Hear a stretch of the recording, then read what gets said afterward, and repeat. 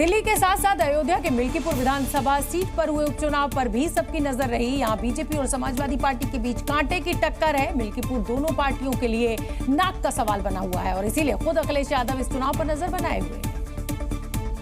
जबकि समाजवादी पार्टी और बीजेपी के बूथ एजेंट हर पोलिंग स्टेशन पर मौजूद रहे। अखिलेश यादव सोशल मीडिया पर पोस्ट भी करते रहे। कई जगहों पर मतदान में गड़बड़ी का आरोप भी लगाया। अखिलेश ने अपनी पोस्ट में एक तस्वीर साझा करते हुए आरोप लगाया कि अयोध्या की पुलिस मिल्कीपुर में मतदाताओं के आईडी कार्ड चेक कर रही है, जिसमें पुलिस के बड़े अधिकारी भी शामिल हैं। हालांकि पुलिस अधिकारियों ने इन आरोपों से इनकार किया। अगर कोई कानून अपने हाथ में लेगा या कोई गलत कार्य करेगा तो लोग उस पर भी कार्रवाई करेंगे, लेकिन कहीं पर भी मतदान बहुत अच्छी तरह से चल रहा है और बिल्कुल। जबकि समाजवादी पार्टी के प्रत्याशी अजीत प्रसाद अपने समर्थकों के साथ पोलिंग बूथ पर पहुंचकर जायजा लेते दिखे। एक बूथ पर तो उन्होंने एक बीजेपी एजेंट को सरेआम धमकी भी दे डाली, जिसका वीडियो वायरल हो गया।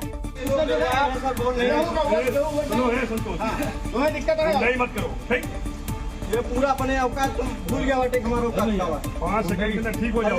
को जहां वोट डालना है, इसको जहां वोट डालना है डाल लेंगे, किसी को रोको नहीं, बता दे रहा हूं। मतदान चालू हुआ है, मेरे पास सैकड़ों पोलिंग बूथ से मैसेज आया, फोन आया कि हर जगह जो है बूथ कैप्चर किया जा रहा है। भारतीय जनता पार्टी के गुंडे जो है जबरदस्ती भारतीय जनता पार्टी के पक्ष में वोट डला रहे हैं, लेकिन यहाँ पे दरअसल लोकसभा चुनाव के दौरान बीजेपी फैजाबाद सीट हार गई थी, जिसके बाद दोनों पार्टियों के लिए मिल्कीपुर सीट की लड़ाई अहम हो गई। महाकुंभ का 23वां दिन और संगम पर प्रधानमंत्री नरेंद्र मोदी की आस्था वाली डुबकी। प्रधानमंत्री मोदी आज महाकुंभ पहुंचे, संगम में स्नान किया, मां गंगा की गोद में खड़े होकर आराधना की, विधि विधान से पूजा अर्चना की और देशवासियों की सुख समृद्धि और कल्याण की कामना भी की।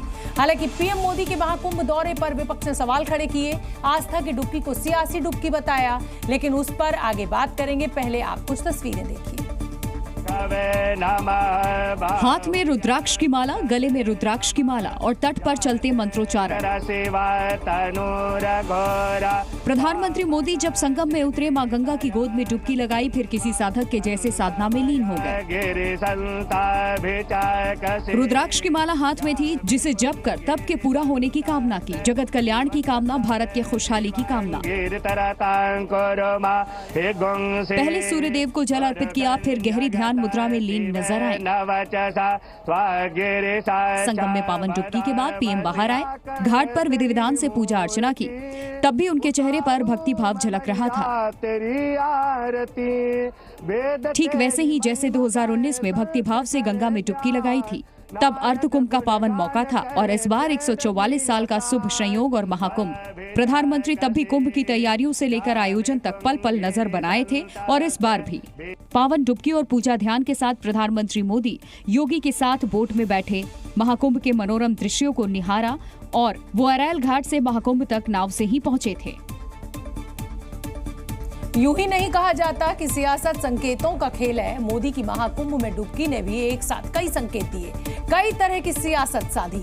महाकुंभ में मोदी जब संगम तट पहुंचे और पावन डुबकी लगाई, तब उन्होंने भगवा कुर्ता पहन रखा था और गले में नीला पटका डाल रखा था। सबसे पहले इसका धार्मिक महत्व समझिए। प्रधानमंत्री नरेंद्र मोदी का जो भगवा रंग था वो त्याग, बलिदान, ज्ञान और शुद्धता के साथ साथ सेवा का भी प्रतीक है, जबकि भगवे से सियासी संदेश दिल्ली को है कि दिल्ली और मिल्कीपुर में भगवा लहराना है, यानी एक तरह से कार्यकर्ताओं और वोटर को विजय का संदेश दिया गया। अब बात कर लेते हैं प्रधानमंत्री मोदी के गले में पहने नीले पटके की।